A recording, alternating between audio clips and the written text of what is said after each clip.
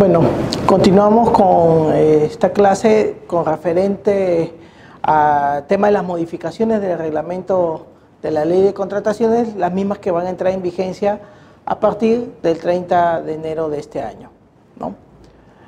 Hemos visto todo lo que es las actuaciones preparatorias, ahora estamos en el tema de los procedimientos de selección, este punto de idioma de la documentación, ¿no? Cuando los documentos de la oferta no figuren en idioma español, recordemos que antes se mencionaba, se presenta acompañados de traducción simple con la indicación y suscripción de quien oficie de traductor debidamente identificado. Es lo que había en la modificación que se hizo en abril del 2017. Pero eso ya no va a estar en vigencia a partir de enero, y más bien lo que se ha modificado es que ahora va a ser se va a presentar la respectiva traducción por traductor público juramentado o traductor colegiado certificado, ¿no? Solamente con esos tipos de traducciones se tendrá válida la oferta que no esté en idioma español, ¿no? Ahora, acá hay un tema.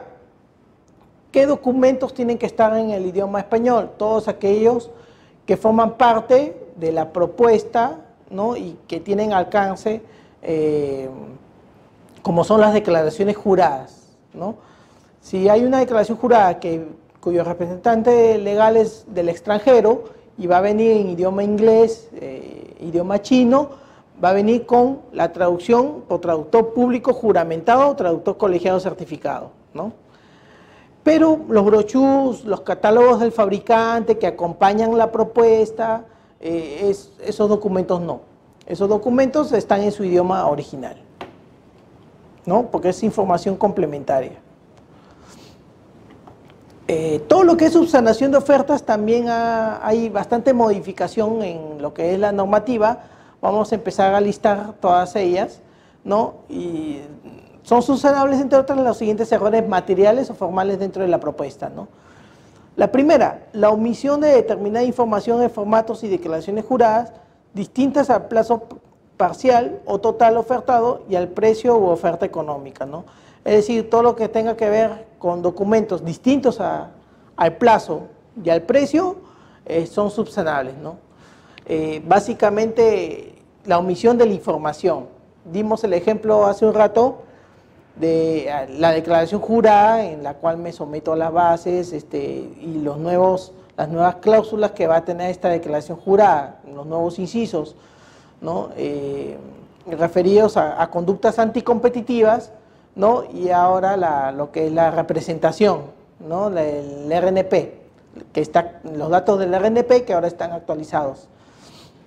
Obviarse eso de la declaración jurada es subsanable, ¿no?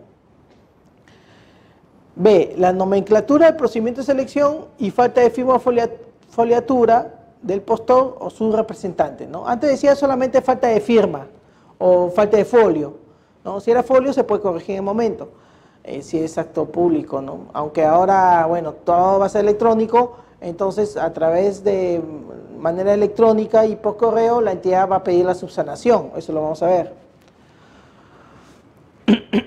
Pero también ya indica de que la nomenclatura ahora es subsanable, ¿no? Es decir, si yo he convocado el concurso público número 8-2019-INACAL, ahora va a ser, y me presentan concurso público número 8-2019-Ministerio del Interior, yo puedo pedir que me subsane esa declaración jurada, ¿no? La legalización notarial de alguna firma, cuando el contenido del documento con la firma legalizada que se presente coincide con el contenido del documento sin legalización que obra en la oferta, ¿no?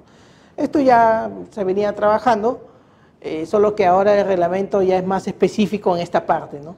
Antes era a través de los pronunciamientos, ahora es más específico, es decir, si yo presento una declaración jurada o carta de compromiso al personal clave y falta la legalización de la firma, el comité me da plazo para subsanar y yo subsanaba y el reglamento no es muy específico si habían las opiniones de que debía mantenerse toda la misma información. En este caso la información se mantiene igual y ya es más explícito esta parte en el reglamento, ¿no? Coincide con el contenido del documento sin legalización que obra en la oferta, ¿no? Punto D, la traducción de acuerdo a lo previsto en el artículo 59 en tanto se haya presentado el documento objeto de traducción, ¿no? Si he presentado una declaración jurada sin traducir, entonces podré subsanar esta declaración jurada presentando la traducción, como ya lo hemos visto, por el traductor público juramentado o traductor colegiado certificado. Los referidos a las fechas de emisión o denominaciones de las constancias certificados emitidos por entidades públicas, ¿no? Por ahí una entidad pública se equivocó y presentó una constancia y dice 2020, entonces esa fecha se tiene que corregir, ¿no? Punto F, los referidos a las divergencias en la información contenida en uno o varios documentos, siempre que la circunstancia en materia de acreditación existiera al momento de la presentación de la oferta, ¿no? Es decir, una información que no es exacta, ¿no? Ya no es omisión, sino es una información que no es exacta, que me he equivocado en el tenor, o es una frase que, digamos, no está bien clara, no está precisa. Entonces, puedo yo hacer la subsanación de ese documento, ¿no? Errores u omisiones contenidos en los documentos emitidos por entidad pública o un privado ejerciendo función pública, es decir, digamos, un permiso de algún ministerio, en este caso puede ser pues la concesión postal o los registros de intermediación laboral que da el Ministerio de Trabajo, de repente para aquellos servicios de vigilancia o de limpieza, ¿no? Donde se necesitan las constancias de intermediación laboral. Y de repente hay error u omisión en el documento emitido por la entidad pública, entonces se puede pedir la subsanación de esta entidad, ¿no? Y punto H, la no presentación de documentos emitidos por entidad pública o un privado ejerciendo la función pública. Es decir, yo pedí el permiso, en el caso de adquisición de radios, el permiso para el uso de la frecuencia, y el postor que me presentó los radios no me presentó esa autorización del Ministerio de Transportes, por decir, ¿no? Entonces, como es no presentación de ese documento, como es por una entidad pública, es subsanable, ¿no? Y lo puedo sustentar. Ahora, en el caso de los documentos G y H, es decir, los errores u omisiones de entidad pública o un privado ejerciendo función pública, o la no presentación de algún documento, algún permiso dado por entidad pública, es subsanable siempre que tales documentos hayan sido emitidos con anterioridad a la fecha establecida para la presentación de ofertas. Es decir, la omisión se refiere a que yo me he olvidado de adjuntar mi permiso que ya lo tengo aprobado ya un tiempo atrás. No significa de que yo no presento el documento porque no tengo el permiso. Y como yo sé que el comité me va a pedir la subsanación, al día siguiente yo hago el trámite de ese permiso ante el Ministerio de Transportes, ante el Ministerio de Trabajo, etcétera, ¿no? Lo cual yo voy a demostrar, como está con fecha actual, voy a demostrar que lo estoy haciendo recién. Y por lo tanto el comité no me lo va a aceptar, ¿no? Tiene que demostrarse de que la fecha que yo estoy presentando el documento es fecha anterior a la presentación de ofertas.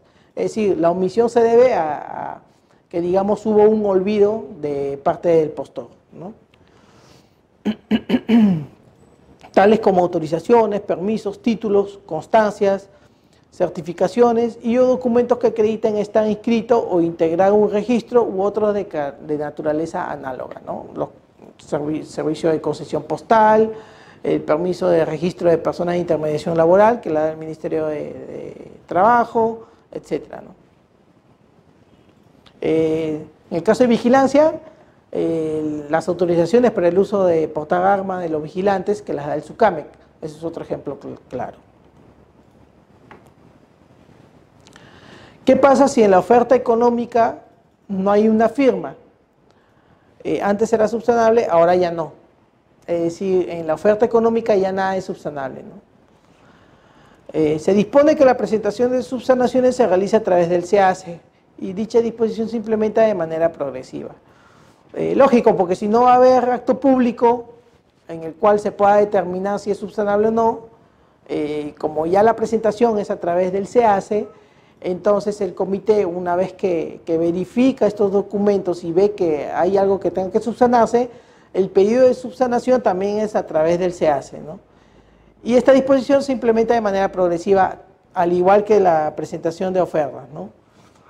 ¿Qué dice la séptima disposición complementaria transitoria? El OCE desarrolla la funcionalidad para la subsanación electrónica y hace de conocimiento a los usuarios a través de un comunicado el momento en que su utilización es obligatoria. En tanto no se implementa lo dispuesto, la subsanación se realiza a través de la unidad de trámite documentario de la entidad. Es decir, para que la subsanación la presenten a través de la mesa de partes o la unidad de trámite documentario.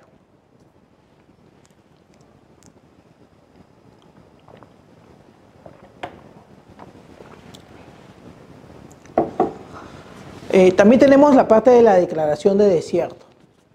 Se establece que el informe que justifique y evalúe las causas que no permitieron la conclusión del procedimiento sea registrado en el SEACE. Esto es nuevo, el informe siempre ha estado como parte del expediente, pero no era publicado en el SEACE. Ahora sí, ¿no?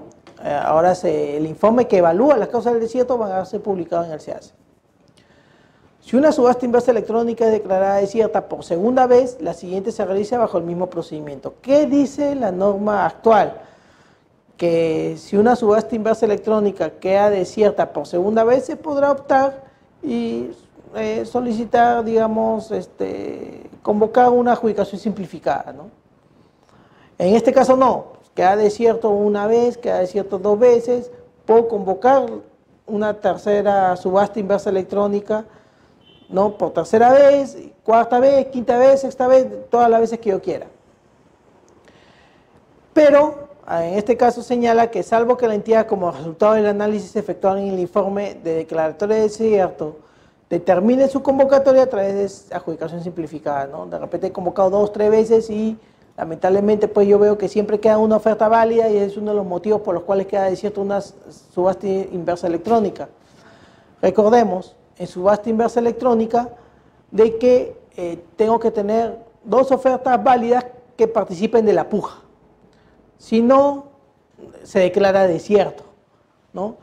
Entonces, en este caso, como ya se me ha quedado desierto por la falta de estos 2 postores, después de 2, 3, 4 veces, yo puedo optar por solicitar y aprobar una adjudicación simplificada, ¿no?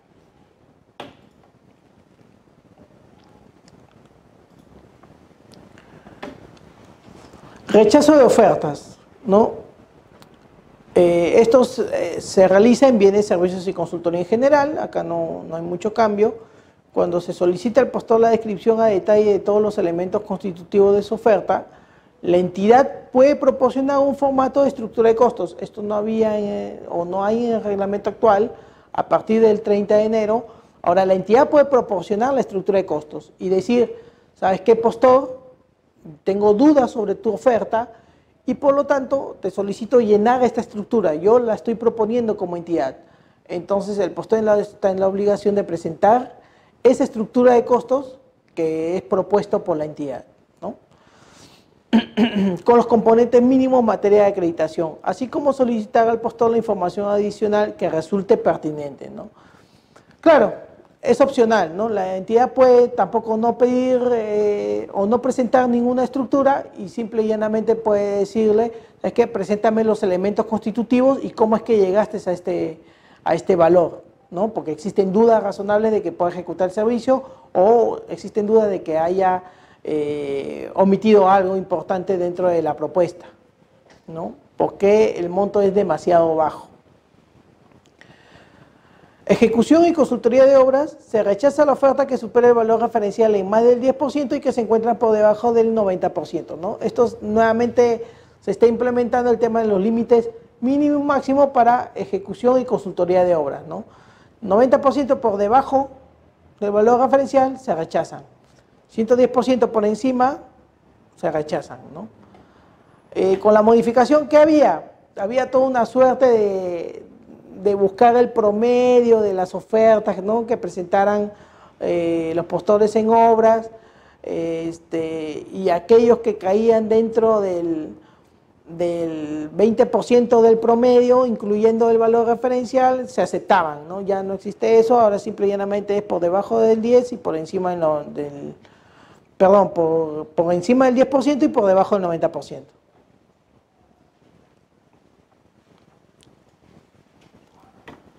¿Qué tenemos en el tema de la evaluación de las ofertas, ¿no? Se aplica la fórmula para la evaluación económica en consultoría y el precio ofertado en el caso de bienes, servicios y obras, ¿no? Tenemos la fórmula que podemos ver en pantalla, se le otorga el máximo puntaje a la oferta de precio más bajo y se otorga a las demás ofertas puntajes inversamente proporcionales a sus respectivos precios según la fórmula. Es decir, el menor precio sobre el precio ofertado por el máximo puntaje, ¿no? El máximo puntaje puede ser 100 y yo tengo 30.000 y 40.000. Postor A 30.000, postor B 40.000. Entonces el puntaje del postor A será pues los 30.000 sobre los 30.000, el menor sobre la propuesta, 30.000 sobre 30.000 por 100, o sea 100 puntos. Para el caso del postor B será 30.000, que es la más baja de los dos que han presentado, 30.000 sobre 40.000, sobre la propuesta que ahora está presentando B, 30.000 sobre 40.000 por 100. Entonces ya es inversamente proporcional, pues, ¿no? Ahí tenemos la fórmula, qué significado tienen los símbolos y el puntaje máximo de precio, ¿no? A través del Decreto Supremo 056-2017 se dan otras fórmulas distintas para consultoría y ejecución de obras, las cuales ya quedan sin efecto. Esta es la fórmula general para todo.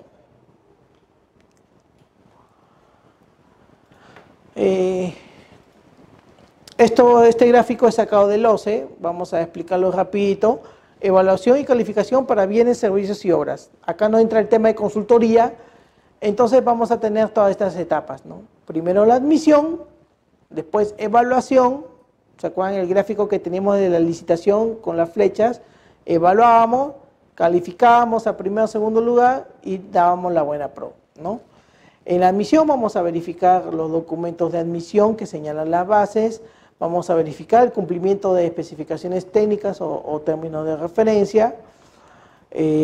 Para otras se declara no admitidas las ofertas que no se encuentren dentro de los límites del valor referencial, ¿no? En el caso de obras. Acá vamos a definir si la oferta de un postor es admitida o no admitida, ¿no? Eso es lo que tenemos en principio. Después vamos a tener la evaluación sobre 100 puntos, ¿no? A través de los factores de evaluación sobre aquellas propuestas admitidas. Y acá se evalúan las ofertas aplicando los factores de evaluación que tenemos de acuerdo a las bases estandarizadas, ¿no? ¿Quién queda en primer lugar? 100 puntos, 90 puntos, 80 puntos, etc. Y después procedemos a la calificación, que solamente se hace con los postores que ocuparon el primer y segundo lugar en la evaluación, ¿no? Se califica a estos postores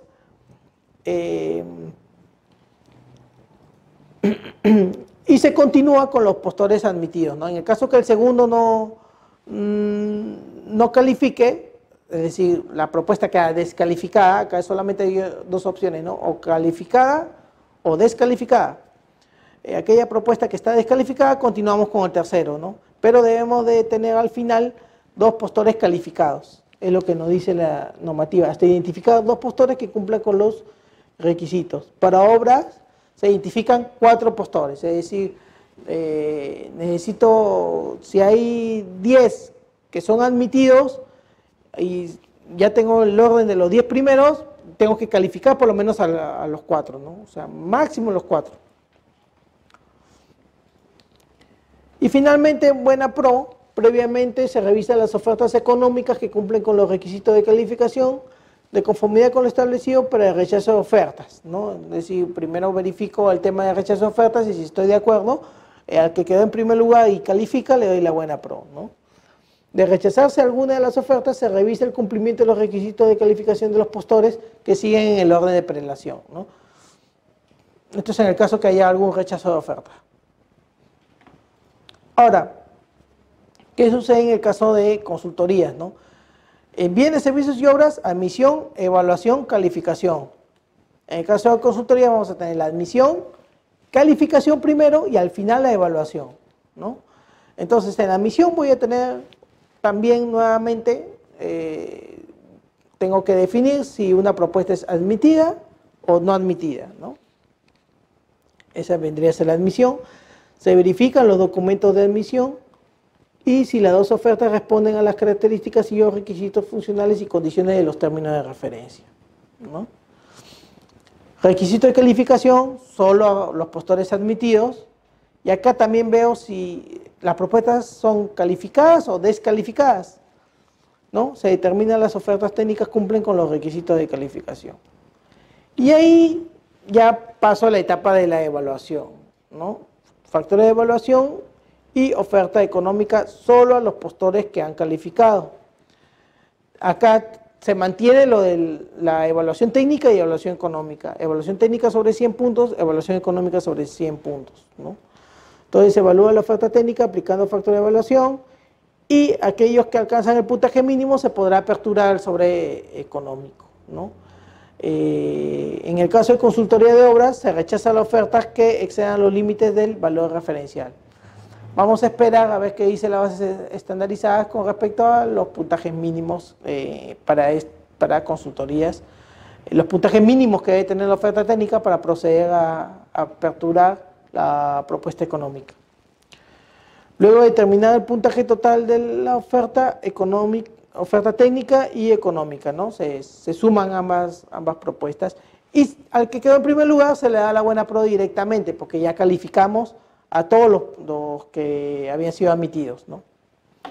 Previamente se revisan las ofertas económicas de conformidad con lo establecido para el rechazo de ofertas, ¿no? Antes de dar la buena pro, primero reviso y si voy a rechazar o no la oferta, hago el trámite que señala el artículo sobre el rechazo de ofertas, ¿no? Propongo mi estructura de costos y el postor lo presenta. Si el comité está satisfecho, doy la buena pro al que quedó en primer lugar, ¿no?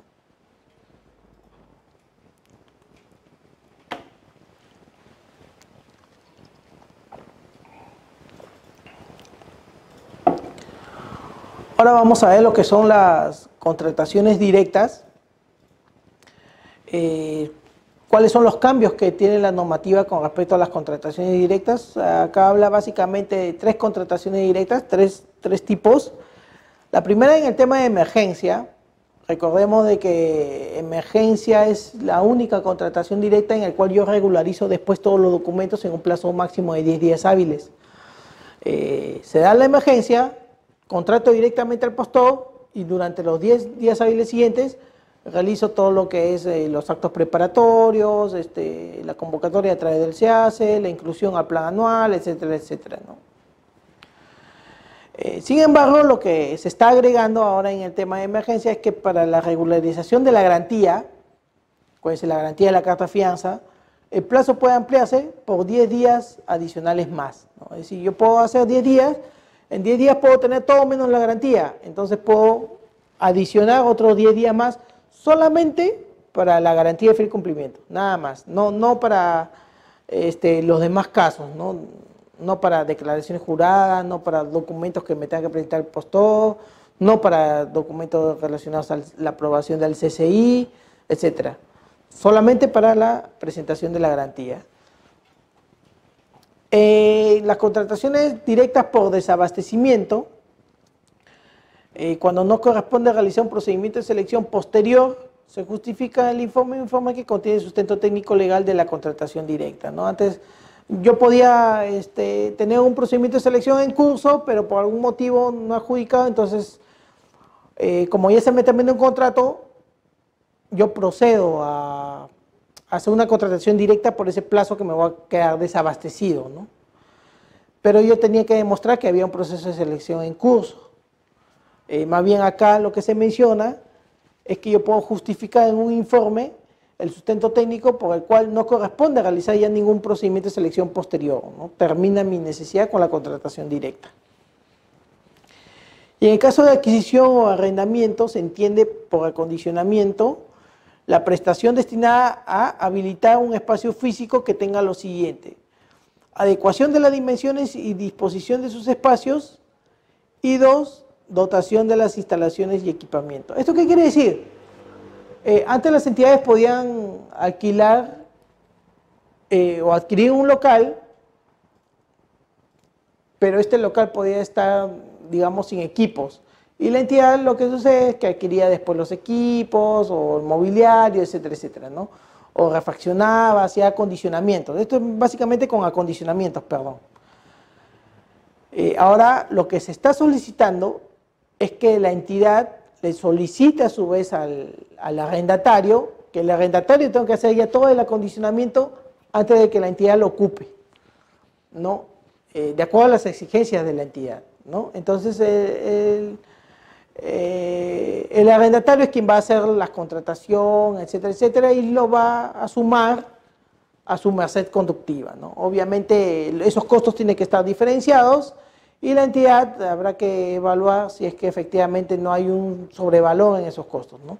Ya me imagino que el OCE dará las herramientas necesarias para hacer un control sobre aquellos arrendamientos que va a hacer la entidad, porque finalmente el arrendatario con esta herramienta puede sobrevalorar algunos acondicionamientos, ¿no? Lo cual no es la idea.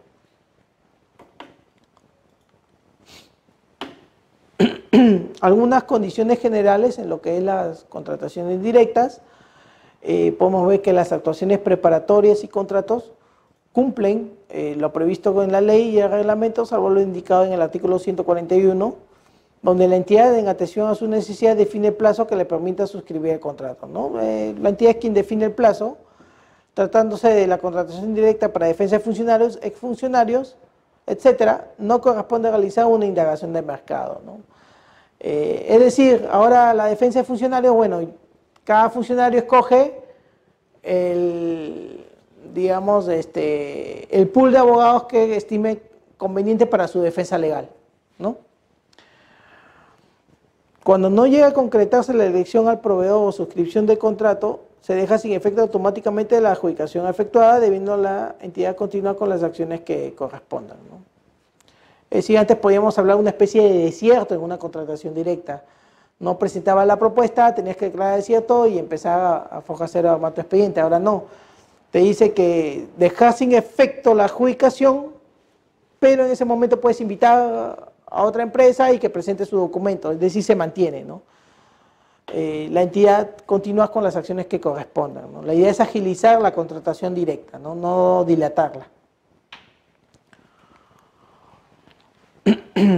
Hay una novedad en lo que es el reglamento, el nuevo reglamento, y este es el concurso de proyectos arquitectónicos, ¿no?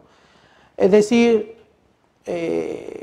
una entidad que quiere construir un local nuevo, o el gobierno desea construir un local nuevo, pero no tiene idea del diseño. Antes lo hacía la misma entidad, pero ahora hay una especie de concurso, denominado concurso de proyectos arquitectónicos, ¿no? Yo quiero construir un nuevo local, pero voy a concursar el proyecto y quien gana se va a hacer el proyecto de acuerdo a cómo me lo estás presentando, ¿no? Se utiliza para la contratación de consultoría de obras, es decir, viene a ser una consultoría de obra para la elaboración del expediente técnico de obra urbana, ¿no? Yo, postor, dentro de la elaboración del expediente técnico, propongo este proyecto arquitectónico y es para obras urbanas, edificaciones y afines, mediante el cual se evalúa la propuesta arquitectónica, ¿no? Y para definir esta propuesta arquitectónica se va a designar un comité de selección, ¿no? Este comité de selección es distinto al comité que va a llevar a cabo el procedimiento. Este comité solamente va digamos, a dar al ganador del concurso de proyecto arquitectónico, y por ello este comité está compuesto, ¿no?, de un jurado independiente, en el cual son 3 arquitectos de reconocida trayectoria y experiencia profesional, ¿no? Es decir, estoy a foja cero, quiero un nuevo local, quiero que alguien me haga mi elaboración del expediente técnico, y para esto yo contrato a estos 3 arquitectos, vienen los proyectos a presentarse y los 3 arquitectos indican: este proyecto para tu entidad es el más viable, ¿no? Por lo tanto, yo le encargo a esta empresa que me ha presentado este proyecto que me haga la elaboración del expediente técnico de obra, ¿no? Y es la consultoría.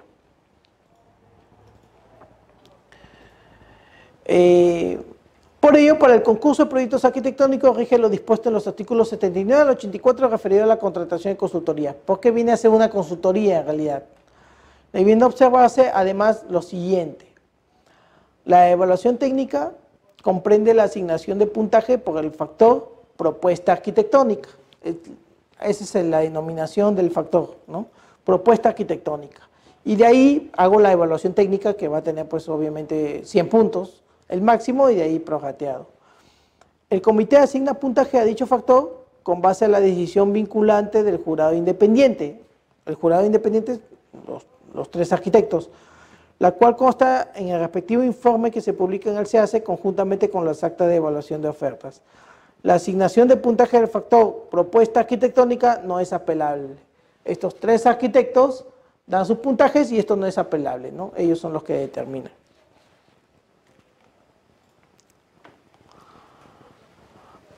Posteriormente a este concurso de los proyectos arquitectónicos, también se han hecho algunas aclaraciones en el reglamento, en el nuevo reglamento con respecto a las compras corporativas. Recordemos un poco lo que son las compras corporativas. Tengo varias entidades que quieren adquirir un bien en común, ¿no? Y entonces se encargan a una entidad que junte todos los requerimientos, se hace la compra corporativa, se devolvía el expediente a cada entidad y cada entidad elaboraba su propio contrato, ¿no? Quien ganaba la buena pro después atendía a cada entidad de acuerdo al contrato. Ahora, ¿qué sucede? Que los cambios en el reglamento indican de que ahora no requieren la modificación del PAC de las entidades participantes. Es decir, la entidad convocante es la que sí tiene que incluir su PAC, pero no las entidades que participan, ¿no? Las entidades que requieren estos productos. Se adjudica parcialmente la buena pro cuando la oferta ganadora supere el valor estimado y alguna de las entidades participantes no haya obtenido la certificación presupuestal suficiente, ¿no? Es decir, como el valor estimado ahora no es público, se convoca, presentan las propuestas, de repente viene un postor, presenta su propuesta por encima del valor estimado, entonces lo que corresponde para dar la buena pro, ¿qué es? Que se aumente la certificación de crédito presupuestario en cada una de las entidades.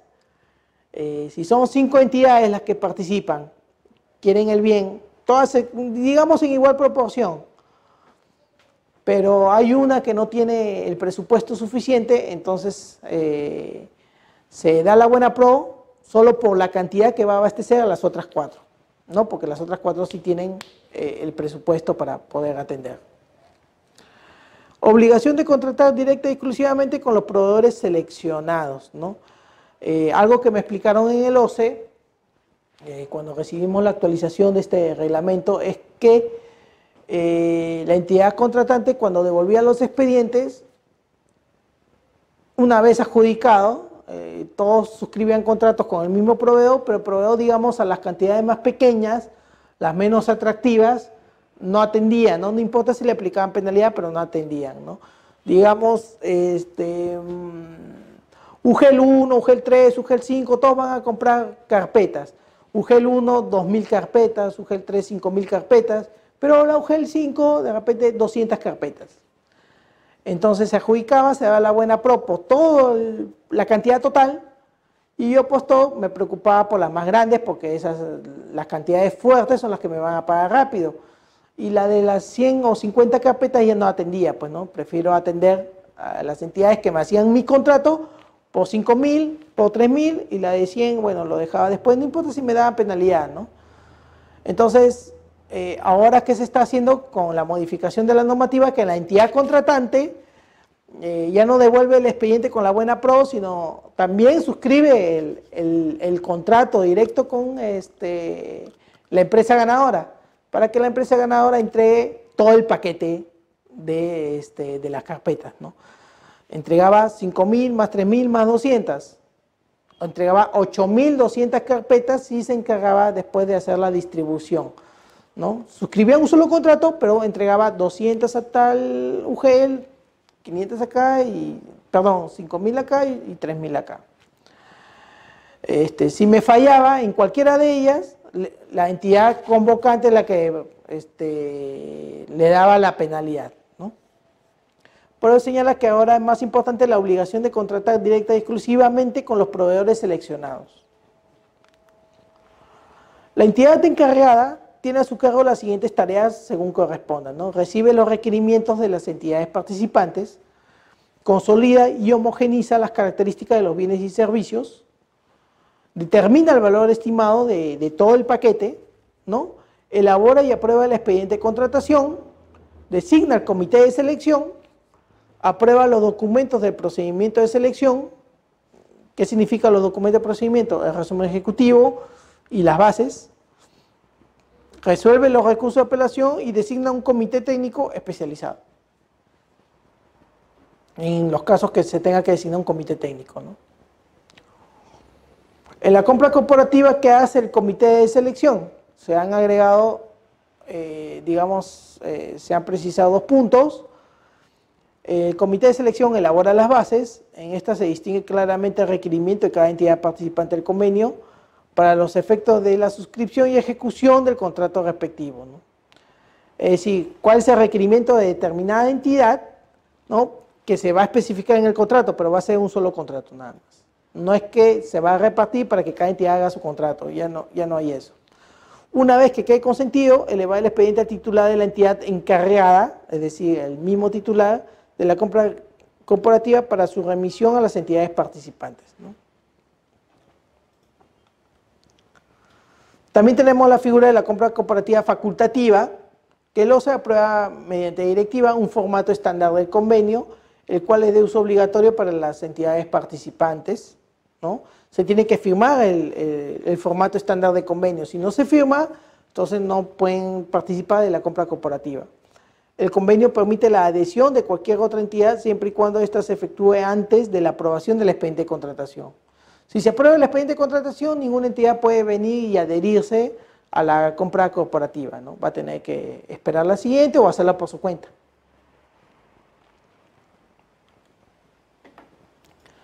Suscrito el convenio, la entidad no puede desistirse de participar en la compra corporativa. También el caso contrario, ¿no?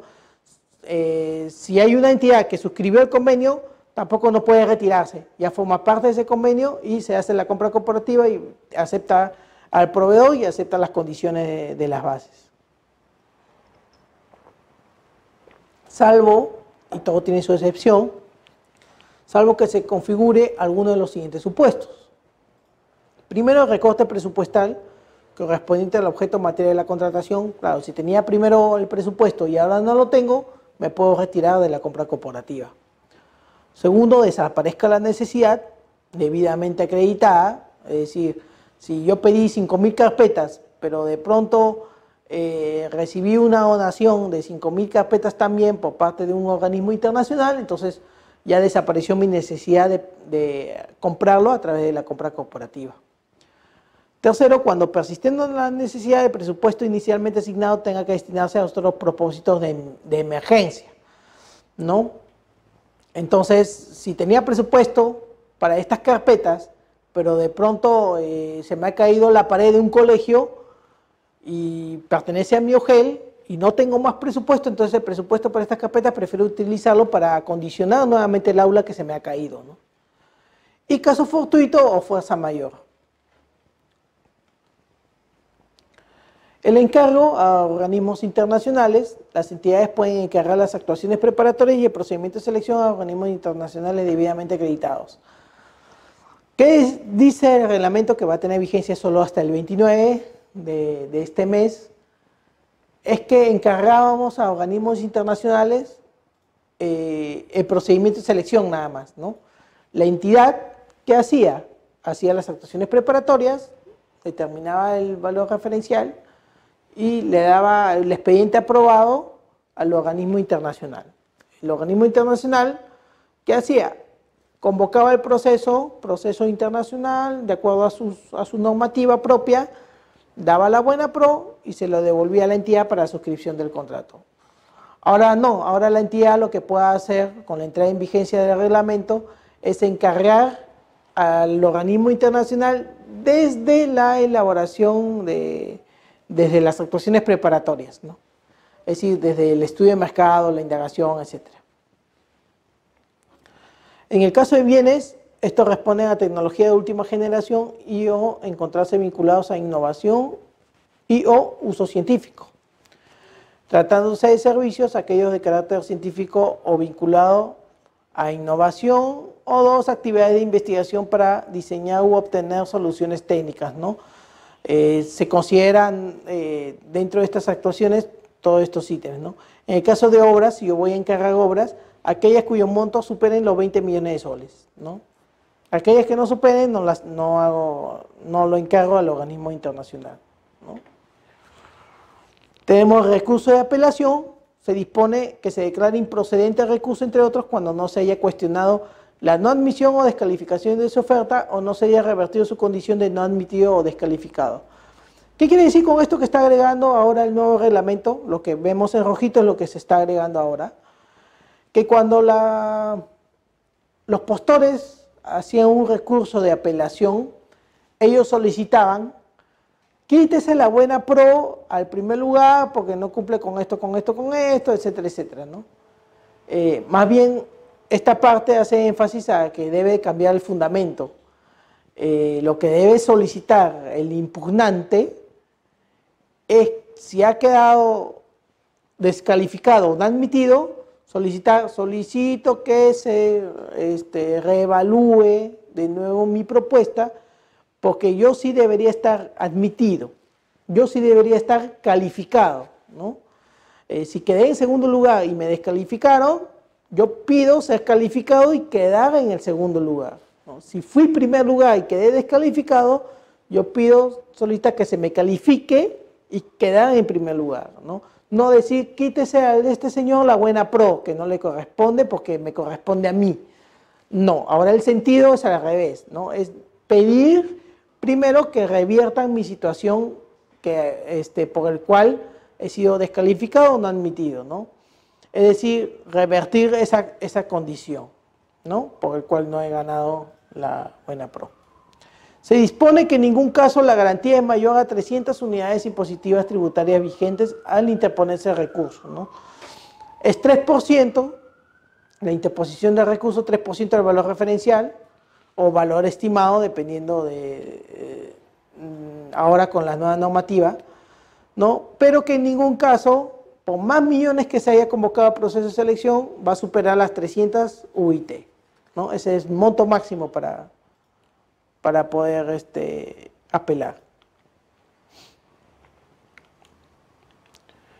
Ahora tenemos el desarrollo de catálogos electrónicos de acuerdo marco, algunas precisiones que hace la normativa con respecto al acuerdo marco. Señala: toda contratación que las entidades realicen a través de los catálogos electrónicos lleva un expediente de contratación aprobado. Es decir, se tiene que hacer un expediente de contratación para acuerdo marco de todas maneras, ¿no? Las controversias que surjan de la gestión de operatividad, tales como la inclusión y exclusión de fichas producto, inclusión y exclusión de ofertas, inclusión y exclusión de proveedores de un catálogo electrónico, son resueltas por Perú Compras, ¿no? Perú Compras es el único que administra el tema del acuerdo marco. El contrato se perfecciona con la aceptación de la orden de compra y o servicio emitida en el aplicativo de catálogo electrónico de acuerdo marco u otros documentos que Perú Compras determine, ¿no? Como Perú Compras es la entidad que administra el tema del acuerdo marco, entonces será Perú Compras quien defina qué otros documentos, ¿no? Perfeccionan la aceptación de la orden de compra o del servicio, ¿no?